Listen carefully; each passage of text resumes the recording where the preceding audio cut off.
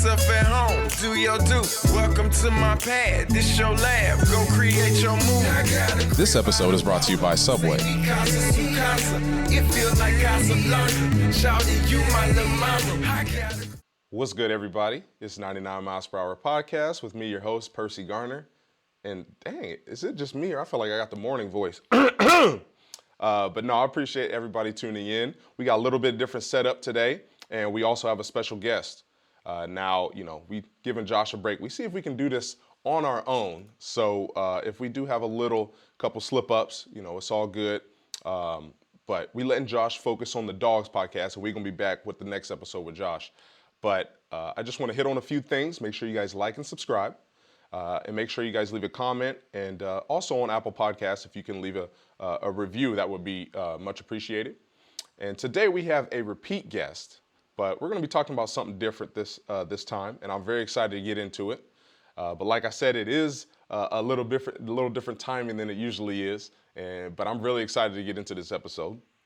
But before we get into it, I want to make sure to remind you guys that we have the merch online, and that is at percygarner.com. And remember, proceeds from that go directly to a student in Tuscarawas County to help them with college. And then we also want to make sure we give a thanks to Subway and Peterman Plumbing for making this podcast possible. And without further ado, actually, before I get into it, I want to make sure I remind you guys about the Discord I have that involves pitching, and it goes from youth all the way up to high school, college, and even professionals. If you guys want to join the Discord, there's a lot of discussion about pitching, learning, and also I do live streams there, so you can list your questions in there for me to answer. So with all that said, let's get into it. All right, so today's guest obviously is a longtime friend of mine, and he just had I was not a career change, but I would say a promotion. And I'm very excited to have him on to talk about this. His first game is coming up Friday, and I hope I can make it so I can watch him in action, because I've seen him a couple times all the years he's been an assistant coach. But I'm ready to see him impact the team and players on his team in a different way as the head coach. So without further ado, let me introduce Micah Mills. How we doing, Mike? Fantastic, man. Thanks for having me on. Always good to catch up, and we just get to do it on a microphone and some cameras today, so I'm excited. Yeah, it's always good talking with you, man. We have some good talks. And last episode, I think it was episode 4 or 5 of the podcast, COVID was right in the middle, and it was in the thick of things, and we were talking about how we kind of grew closer and learned some things about each other. But obviously a lot has happened since then. I've become the director of Rainbow Connection. I don't know if I was at the time. Can't remember. Not yet. I don't think yet. And then obviously you have become the head coach at Wilmington College. So we got a lot to talk about, but obviously we're going to focus on basketball this episode. Last episode, I think we're talking about family, which family is always going to be a part of it. I'm sure you're going to reference them, but it's going to be a little different this time. And I want to focus on, how you coach and your leadership and all the things that basketball has done for you in your life. And then also kind of, maybe what you see down the line or what your goals are as a head coach and who you're going to impact and how you're going to impact them. So, but before we get into all of that, I just want to know, how are you feeling before your first game as a head coach, man? Man, I'm so excited. I just can't wait to watch my guys hoop, man. They've been putting in a lot of work so far this preseason and through training camp. And I think they're ready to go out and have some fun and compete. And I'm excited for all of the new things that are going to come up as a head coach throughout a season. There's been things this preseason, things this training camp, but now that games are in play, that just it changes things. After this weekend, you're gonna be able to click on my name and you're gonna see records next to my name now, and so that just adds a little bit extra oomph to everything that we're doing around here, man. And can't wait to get started. Man, I actually didn't think about that. Actually having being an assistant coach. And how long have you been assistant coach for? What, 10 years? Yeah, 10 years. I was 3 years Wow. at Otterbein. I spent 1 year as 1 year at the high school level, 3 years as a at Otterbein University, and then 7 years here at Wilmington College. Wow. That like I don't I know I'm not saying you nervous. I asked you if you was nervous last episode too, if people remember, but that was just about being on the podcast. This is a little bit different question. Like, this is your like you said, this is your first game. Like, what's it been like ever since you maybe even interviews? Because I've talked to a lot of community leaders who have had big jobs, CEO of the of YMCA's and stuff like that. When they were interviewing, you kind of get that butterfly feeling again. So I'm wondering, did you have those same feelings when you're interviewing, when you got the call to say you got the job? How's all that been? It man, so the nervousness honestly was out the window during the interview process because for me, I had positioned myself with the mentality of like, um, I know I've put the work in and I know I'm ready. And I was just ready to be like, okay, if it's here at Wilmington, great, let's roll, let's get started. And if it's not here at Wilmington, it's not meant to be, and I've always been a big faith person, and one thing I know about my faith is faith without actions is truly no faith at all. So I know that I have a lot of faith in God, but I also know like I put in a lot of work, and with those two things, I just know the right position was going to come at the right time. And I felt like it was the right position at the right time here at Wilmington, but I also just had made a lot of peace that if it wasn't here, it was going to be somewhere else, and I was going to be ready for that opportunity as well. So I didn't really have any nervousness. Like I tell you, like I was just excited. You know how like before big games when you know you're ready, and you just pumping yourself up. That's how I was the day of my interview. I was extremely ready. And now as we go into the season, um, there's a little bit more. I would say there is definitely more nerves now because I'm not in control of everything. Like my guys got to go out there and hoop. They gotta, they gotta do certain things. But I am control of our practices, and I am control of the mentality that I'm trying to instill in my guys. So I'm just trying to make sure every single day that I'm attacking those two things with everything I got, man, and hopefully it's gonna work out. Appreciate it. Um, I love hearing stuff like that from you. And when you talk about mentality and you know, mentality with your guys and how you've, obviously instilled certain things in them in practice and, hopefully they execute in the game, but obviously they're young. What mentality do you try to instill in your players? I know at the collegiate level might be different than the younger kids that you help at, PGC point guard camp. And even when you go speak at local, even come back here and speak to younger kids, is it a different mentality? And if so, what is that mentality? Yeah, the first thing is instilling a mentality of we don't back down. Right, that's been one thing that I've been talking to my guys a ton of. Like, I don't care who we're playing, I don't care where we're at. We're not backing down from anybody. All right, we put work in this. You all. I always talk to them about the work that they've put in, things that they've overcome, right, and to get to this moment to instill in just that confidence. I want my players to play with extreme confidence at all times. So that's number one. Like just really instilling them not to back down, play with confidence, play with swagger, and go out there and just and hoop. The second thing is we preach a lot on gratitude and just being grateful for the opportunity. And so we spend a lot of time, whether it's before practice, we've had a couple scrimmages. We've even take moments before our scrimmages and we'll continue to do it before our games and just have a moment of gratitude, just to reflect of everything that you've done in your basketball journey to get you to this point and how grateful, we should be to just be able to play this game of basketball that we love, So with that back down mentality, gratitude, and then always in every way, shape, and form, our kind of my kind of coaching slogan and life slogan in general, is the ability to press on through everything. So we're always talking about that, how we can press on, and for our press on, each letter, each phrase is kind of broken down into something, and so we always tying it back to a certain letter and things like that. But those would be the three biggest things that mentality wise that I don't want my guys to ever play timid. I don't want them to ever play entitled. And I want them to be able to push on through anything, press on through anything. And if we got a double header this week and we play Friday and Saturday, and we've been talking about like, okay, if we play well Friday night, what are we going to turn around and do on Saturday? All right, if it's unfortunate that we play bad Friday night, what are we going to do on Saturday? And just really trying to instill that mindset, and no matter what, we're always ready to press on. Love it, love it. And obviously, you've been saying, we press on for a very long time. That's just not something you came up with this year. And obviously, it's something strong that you believe in and has worked for you. Obviously, you've been, put in a position to be a leader of young men and, obviously younger kids as well.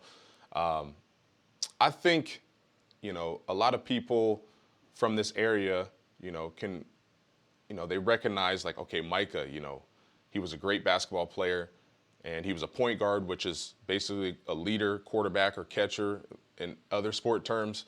On the floor, you're an extension of the coach. So it kind of always made sense now that you are a coach. Um, but, and I've always known that on the court. And, just the way you've, controlled the pace of the game, whether it was time to get after it, whether it was time to, hey, Percy's getting out of hand, Daniel jacking up stuff, let's just relax. Let's slow it down, y'all, and let's get back on track. No, but the thing I admire about you is, I never see you really get too high or too low, but you have to, coach your players. Now, I kind of want to talk about like how are you like what type of coach are you? I know you got to be someone that gets on your players when it's time, but I know you're a big time person who likes to encourage. You encourage me, you encourage your family, your other friends, and I'm sure you encourage your players and the kids you interact with all across the world. But how does that teeter with your team? Because that's different. You got closed practices. Times are different though. But still, how do you approach that mentality in practice, whether it's time to criticize and get on and kind of go, hey, you need to improve this part of your game, or it's encouragement like, hey, we know you're working, we know we got to get better in this area, but we believe in you. How do you balance that? Yeah, I think the first thing is I really make it basketball specific and not like attacking them as a person. Um, and not even basketball specific. I make it academic specific. Like, we have a lot of, I would probably say some of my more heated conversations have been around how they've been showing up off the court, because a lot of these young men, they know how to show up as basketball players, but do they know how to show up as an A type student in the classroom and here on campus? And so when I've had to have those conversations, those have definitely been the times that I've got it way more animated about just who they're being as a person, and that's not what we're representing. Um, as a coach, one of the things that I take a lot of pride in from Coach If is like we watch a lot of film, and I always tell them film don't lie, and I used to remember those moments in early Saturday mornings, man. Those film sessions do not lie, and so we watch a lot of film after practice. Every practice is recorded, and before our next practice or throughout the day, sometimes we call in individuals, and we do a lot of coaching and teaching through film sessions. And I tell, hey, men lie, women lie, film does not lie, and so they get to see that, and they know that phrase already by now. So they see themselves on film a ton, and I'm able to coach them hard there because they can see the effort that they're putting out. And that's probably the biggest thing that they know is a non-negotiable. Is just the sheer level of effort. If you want to see me get fired up, uh, watch a few minutes of practice where they're not playing with the right effort. But um, I get I got animated yesterday in practice. Guys were complaining about fouls for a little bit, and so I had to stop practicing, bring everybody in for a team wide huddle, and got on them. But the thing that I really love about this group is every time that I've held them to a higher standard, they've risen to that standard, and I think that's going to aid us throughout the season. Um, but I try not to really tear down individually too much in public. Those harder conversations are typically one on one in my office or on the side when everybody else is doing something else and whatnot. But yeah, I'm an encourager first, but hey, we got to get to it at the same time. We here to play ball. Like You know what I'm saying? I told you how to close out, and either not now you either don't want to do it, or you can't do it. Which one is it? You know, you know what I'm saying? Like I really put it like that to him. I'm very uh, truthful and honest with them. I try to give them a lot of ownership of how they do things. You know, so we just talked about before practice about, hey, on a scale of 1 to 10, what do you want your intensity to look like today? What do you want your engagement to look like today? Um, and then if it's not there, I'll ask them like, is this the number that you said you wanted to be at? And they'll be like, salty, and they'll try to say something, and I'll say, is this the number you said you want your number to be at? And they'll be like, no, and I'll be like, all right, we're either changing or stop practicing. And it's kind of that simple once they take that ownership of certain things. So uh, that's how I try to get on my guys a little bit. I like it. I like it, and you can tell that the ownership piece is real powerful because I know that was the most hype I ever got when Coach If, talked about taking ownership of our football program. Obviously, he used a different analogy, but Yeah. it meant a lot to me and to us as a group. So I like that, and it used to hurt my heart when I was playing with the Phillies and the strength coach, when you'd be leaving the weight room, he'd always ask, "Hey, do you feel like you got a good day's work in?" And you're like, "Man, dang!" And you turn back around and go do some other stuff. Right. And I'm like, "Man, you hate him walking out the weight room. You like try to avoid him sometimes, like wait for him to start talking to somebody else and try to scoop by." But now all those things, obviously, at the time, you're like, and as a young guy, I'm pretty sure some of those dudes are like, man, Coach Mills, man, sometimes he be, but that's part of it. And when they get older, they'll be like, all right, I get what he was doing. But on that note, touch on like, obviously your intensity and how you interact with younger people is a little bit different than your team at college. When you're doing this point guard camp and when you're going around the world and speaking to the youth about basketball and life, kind of how's that contrast from how you handle your practices with your college level players? So I think for me, it's very important. Like when I go into these environments, it's unfortunate, but it's true. It's just that um, there's a lot of players have a bad relationship for whatever reason with their coaches and with and they don't they don't get to have a coach that pours life into them and gives them a lot of juice and excitement. So I try to make sure I always lead with my heart when I go into these other places. I never know, like we go into some of these sessions, man, and some of these kids by the end of the week, some of the stories that they share and that they open up with about what's going on in their life is just it's gut wrenching sometimes. So I kind of obviously we've been focusing on how you interact with your players and a lot of the kids that attend these camps and just all over the world, all the kids and the youth that you interact with. But I kind of want to get back to you and just how has that changed your life? Obviously, you've developed certain skills. You've on and off the court. Just you know fill us in on what basketball means to you overarching and what skills in life you've improved. Yeah, the first thing is like it's not a cliche, but like if it was just a game of basketball, if it was just like the ball and the net and the pickup, like I wouldn't do everything that I do. Like I wouldn't put in all this work, all the sacrifice, late nights, early mornings. Like the basketball, like is just a vehicle, and I think that's what you're trying to allude to. But it's like the basketball is just a vehicle that I use to get into different rooms, to see different people, go different places. I mean, I've honestly can say that I've traveled all over the world because of the game of basketball. I've been blessed to have a passion for the game of basketball. I've been blessed with the ability to articulate myself.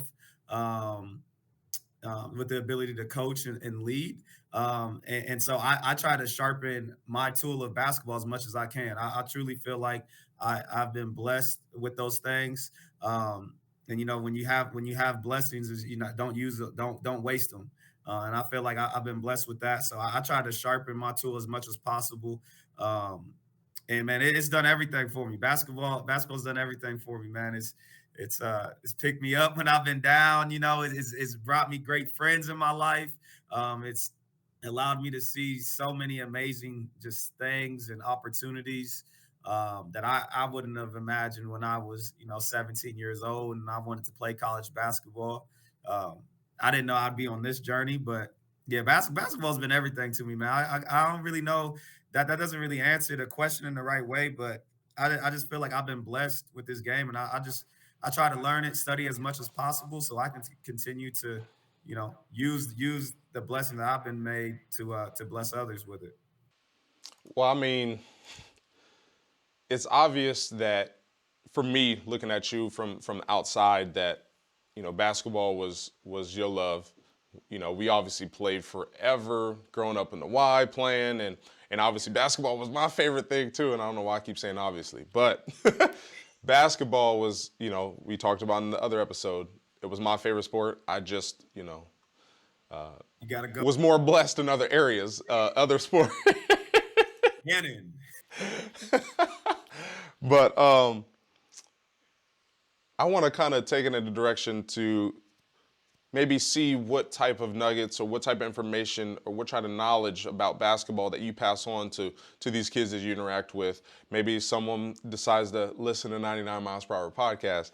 What tips? Well, actually, we'll start with guys that are close to becoming a college player. So, what tips could you give to? Maybe it's the recruiting process. Maybe it's just parts of their game they need to work on. Because at that point, when you're 16, 17, obviously you still have a lot of room to improve, whether that's physical skills or skills about knowing the game of basketball. I would say obviously most of the time it's knowing the game, because most guys probably don't have to, have a big part of the cerebral part of basketball in their arsenal at a high school level, and that kind of develops later. But for you, what tips would you give if you were 16, 17-year-old Micah, and you were trying to play college basketball at the highest level possible for you? What kind of tips would you share? I would the first thing is I would just connect more with my coach. And I felt like me and Coach Von Kilner had a really good relationship. Coach Matt, Coach Gunther.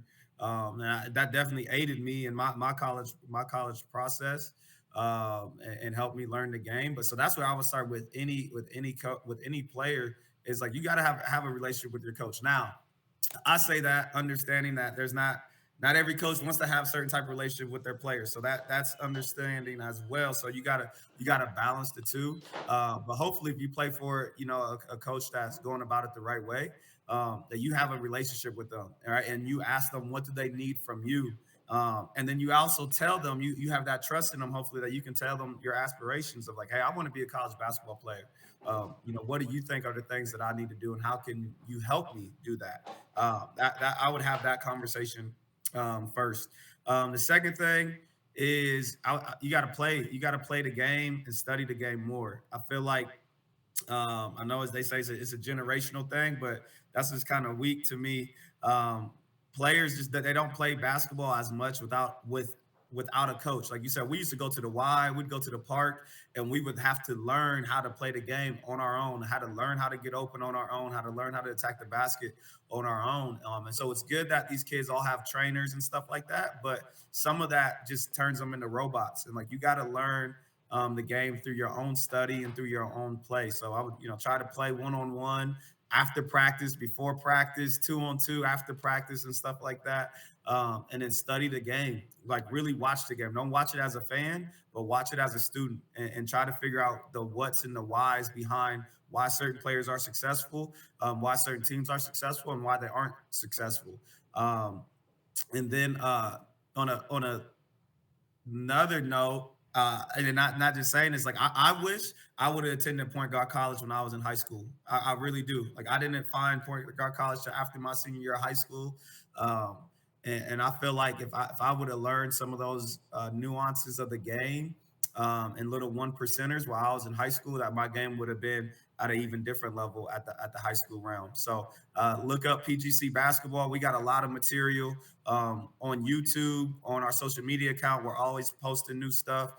So look up PGC basketball, and hopefully you can get to a summer session as well. It's by far the best basketball camp in the country for young people, for sure. Oh, and I'll make sure I include all their stuff in the description. If you could send me that. So obviously that's something I want to get out there because it's obviously changed things in your life, made you more confident in your areas of basketball and as a leader. Going from a student to the teacher, obviously it's something that really made an imprint on your heart and your mind in basketball. So I'll definitely put that down in the description. Now, some of that may translate, but for the younger kids, maybe 4th to 8th grade, what are some tips that maybe at the point guard camp they might learn from someone like you or other leaders? Yeah. I would say you're in 4th through 8th grade, or you're a parent of a 4th or 8th grader. Teach them or teach yourself how to dribble the basketball. All right. Your basketball career, like whatever level you go to, if you can no longer handle the ball, like your minutes go down and your opportunities to make impactful plays go down. So like teach your players how to dribble the basketball, no matter how tall they are. Just because they're the tallest 5th grader, or even the tallest 8th grader, like teach them how to dribble the basketball would be number one. And then you gotta teach kids how to shoot. And I know it is what it is. Like number one, kids like to score the basketball. Like when they see the ball go through the net, even if it's just a layup, like it always gives a smile to the kid's face. So teach kids how to shoot and score the basketball. And that's where the game is trending anyway. But if you're in 4th through 8th grade, learn how to dribble first. I would say 4th, 5th, and 6th graders. If you can learn how to dribble and finish layups with your right and left hand, you're probably going to be the best player on the court in 4th, 5th, and 6th grade. But then learn how to shoot the basketball, as you grow and get older and get a little bit stronger. You don't have to shoot threes, but just learn how to actually shoot the basketball is going to separate you. I feel like you sound like me, on my pitching tip videos telling kids not to throw curveballs. Like, you got to learn the basics. A fastball is the most important pitch. Learn You got to learn how to, finish at the rim and, elbow shots. No. You know what I ask Lil Purse all the time? You been dribbling? Dribbling? He'd be like, yeah. Well, and I'm looking forward because I want to put like a real hoop in next summer. So I need to see, that he's committed. Huh? I said, we're going to get busy when I'm back in town. Yeah, yes we are. I just, because, I still got my bunnies with me and I need a hoop that's going to hold my weight. No, I'm joking. But no, I just want to, see that he's committed and then maybe I'll, go to the next level. Because we have a hoop. And another thing, I guess, kids, you don't have to have the best hoop or whatever. We bought ours off Facebook Marketplace for $20 or $50, I don't know. And it actually blew over the other day while I was cutting grass and almost landed on me. But I used to ride my bike up to South School. I never had a hoop. Exactly. See? So, be resourceful, get outside, get off the Fortnite and shoot some hoops. But no, Micah, man, I appreciate you, coming on the show. And, I feel like you were a guinea pig of the original 99 miles per hour. Now you're a guinea pig of this new setup too. So I appreciate you always being there for me and always, willing to come on the show and talk basketball and talk leadership. And, I'm very excited to see what you're about to do this year and the rest of your career. And, hopefully I can be in the audience. We'll see. But it's a long drive, man. It's a long drive. Yeah, we play at 3:00 on Saturday. Let me know if you're trying to come up. I got a couple people getting some hotel rooms and stuff like that. Okay. I'm gonna have to bring the kids, which I love, because last time I went to watch you coach, I brought them as well. So yeah, they go see Coach Mills in action. But gotta get to it this weekend. Yeah. So again, I appreciate you coming. I'm excited to see your journey as it continues. And like I said, man, I appreciate you coming on the show. I appreciate everybody else tuning in. I hope this all went well. I guess we'll find out. But the show will be live on the Tuesday like usual. And make sure you like and subscribe. And again, thank you to Subway and Peterman Plumbing for making this podcast possible. And we'll see you next time. Peace.